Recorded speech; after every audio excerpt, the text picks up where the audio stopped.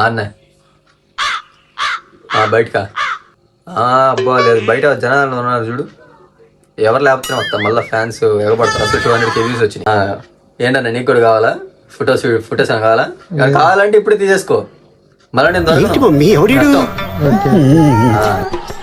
సరే కానీ urgent bouncers phone చేసి రమ్మని నేను బయటికి వెళ్ళాలి. అసలు 200K వ్యూస్ వచ్చినాయి, ఫ్యాన్స్ ఎగబడతారు మళ్ళీ ఫొటోస్ వస్తున్నారంట.